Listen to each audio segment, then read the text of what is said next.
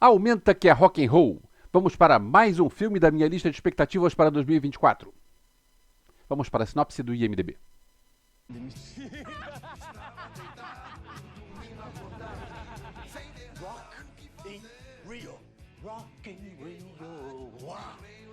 é completamente doido. O filme acompanha a história da Rádio Fluminense, primeira rádio rock and roll FM do Brasil, no início dos anos 80. Criada por Luiz Antônio Melo, a rádio fez história e conquistou muitos ouvintes desde a sua criação em 1982. Agora, juntos, a gente tem o maior orgulho de ser maldito.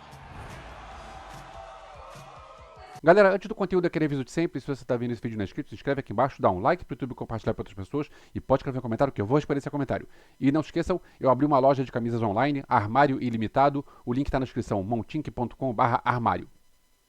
Antes de entrar no filme, uma pequena contextualização sobre a Rádio Fluminense, para quem não é da época. Não tem nada a ver com o time Fluminense. Sou torcedor do Fluminense, Fluminense campeão das Américas, mas aqui a gente vai falar de cinema e vai falar da Rádio Fluminense. A Rádio Fluminense é porque, para quem não sabe, para quem não é do Rio, quem nasce na cidade do Rio é carioca, quem nasce no estado do Rio é fluminense. A Rádio Fluminense é uma rádio de Niterói e que era uma rádio alternativa, uma rádio pequena, e é uma rádio que era a única rádio que tocava rock no Rio de Janeiro. Eu não sei se era do Brasil, mas era a única rádio rock que tinha por aqui. E eles tinham programação alternativa, só tocava rock, e eles tocavam de vez em quando fitas demo de artistas novos. Artistas que ainda não tinham contrato com gravadora, artistas que ainda não tinham discos lançados. Só que era a época de artistas novos como Paralamas do Sucesso, ou Legião Urbana, ou Plebe Rude. Galera vinha pra cá, mandava fita, e eles tocavam na programação da rádio. Ou seja, a Rádio Fluminense foi importante para o lançamento de várias bandas que foram importantes na história da música brasileira. Várias músicas que estão aí até hoje são de artistas que começaram com a ajuda da Rádio Fluminense lá atrás. Aumenta que é Rock and Roll foi dirigido por Tomás Portela e é baseado no livro A Onda Maldita, que foi um livro escrito por Luiz Antônio Melo, que é o personagem principal do filme. E é um livro que eu li na época da faculdade, nos anos 90, mas eu não lembro de nada do livro. Aumenta que é Rock and Roll é quase uma cinebiografia do Luiz Antônio Melo, que é o criador da Rádio Fluminense. Tem um prólogo no início, que é um prólogo meio desnecessário, que mostra ele adolescente fazendo uma rádio no colégio, mas, tipo, esse prólogo não se conecta a nada no resto do filme, podia cortar. Mas ok, o filme começa em 82, ele é um jornalista e ele resolve mandar um projeto de um programa de rádio para a Rádio Fluminense. Não deixa claro se a Rádio Fluminense FM não existia e ia começar, ou se a Rádio Fluminense FM estava parada, mas era uma rádio que estava capenga, caindo aos pedaços, tudo abandonado. E acaba que ele manda a ideia dele de programa e ele é convidado para cuidar da rádio de um modo geral. Ele ganha uma carta branca para cuidar da rádio do jeito que ele achava melhor. E ele resolve fazer coisas diferentes que ninguém fazia na época. Ele resolve usar DJs mulheres, usar locutoras mulheres que ninguém usava, e ele resolve tocar só rock, e tinha uma história de que você não pode repetir uma música se você já tocou ela hoje, você só pode tocar ela de novo amanhã. Era uma proposta diferente. O filme começa em 82 e segue até o Rock in Rio em janeiro de 85. A gente tem algumas participações especiais legais. Tipo, tem uma festa onde aparece o Cazuza. Ele não diz que é o Cazuza, mas a gente vê, aquele cara é o Cazuza. Ele tem todo o trejeito de Cazuza. Tem o Evandro Mesquita. O Evandro Mesquita, ele aparece de longe e de costas, você não vê a cara dele, mas você ouve a voz. E eu desconfio que chamaram o próprio Evandro Mesquita para falar, porque a voz do Evandro Mesquita é muito característica quando ele entrega a demo de Você Não Soube Me Amar pro Luiz Antônio Melo. E tem o show, a gente vê um trecho de show do Paralamas e da Legião Urbana, com atores interpretando os músicos do Paralamas e da Legião novos. E no fim do filme a gente vê, na parte do Rock in Rio, a gente vê imagens de arquivo do Rock in Rio de verdade, Rock in Rio de 85. Eu achei estranho não ter o Celso Blues Boy, já que a música dele toca no início e toca no fim do filme, e a música dele dá título ao filme. Aumenta que é Rock and Roll é leve e divertido e tem umas sequências muito boas, tipo a sequência das Formigas, que é uma história que aconteceu de verdade. A dupla de atores principais também tem uma boa química, eles funcionam bem juntos, são bons personagens, e a trilha sonora, tanto as músicas gringas quanto as músicas nacionais, são músicas muito boas.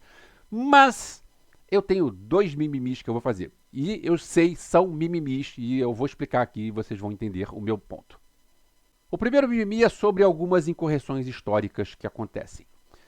Por exemplo, aparece o Evandro Mesquita entregando a fita demo de Você Não Soube Me Amar para o Luiz Antônio. O Você Não Soube Me Amar foi a grande explosão, porque antes disso só teve um compacto que foi o Perdidos na Selva da Gangue 90.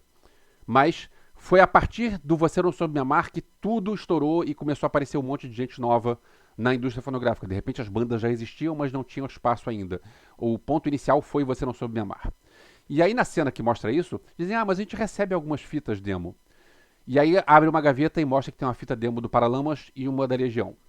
O Paralamas gravou o disco em 83, então eu acredito que pode ter uma fita demo do Paralamas em 82 na gaveta da Rádio Fluminense.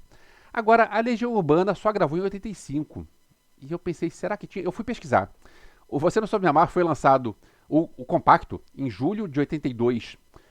Ou seja, a fita demo foi antes disso. E a banda Legião Urbana começou em agosto de 82. Tá, eu sei, um detalhezinho, mas não era pra ter a fita demo da Legião Urbana lá. Eles provavelmente pensaram, a gente sabe que a Legião Urbana fez parte dessa história de mandar fita demo, então vamos colocar aqui, mas cara, não é da mesma época. Ou algumas outras músicas que tocam ao longo do filme e as músicas não são da época retratada, que o filme vai até 85. Então a gente ouve Homem Primata, que se eu não me engano foi lançado em 86 no Cabeça Dinossauro, do Titãs. Ou a gente ouve Que País é Esse, que a Legião lançou em 87. Ou a gente vê uma participação da Plebe Rude, que só lançou disco em 86. Então a gente vê algumas músicas que não são daquele período histórico. Mas eu entendo que a produção tenha escolhido essas músicas, porque são músicas empolgantes, são músicas boas, são músicas legais, e o filme flui bem usando isso. Talvez se eu tivesse lá, eu escolheria outro tipo, vou escolher uma do Titãs, vou pegar uma do primeiro disco do Titãs, em vez de pegar uma do terceiro disco do Titãs. Mas ok, isso é só mimimi, eu admito que é só mimimi. O segundo mimimi é um mimimi que eu não deixo passar. O primeiro eu deixo passar, eu aceito e ok. Eu deixo vocês fazerem isso. Agora, o segundo mimimi eu não deixo. Na cena que mostra a Legião Urbana tocando, você tem dois momentos que você tem um close no baterista e o que o baterista está tocando não é o que a gente está ouvindo. Se você vai filmar um ator tocando, você bota ele fazendo algo sincronizado com o que você está ouvindo. Ficou feio isso.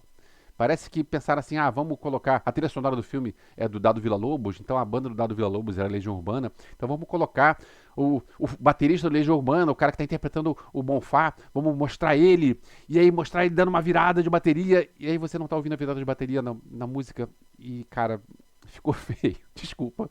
O primeiro mimimi eu aceito, o segundo mimimi eu não aceito não.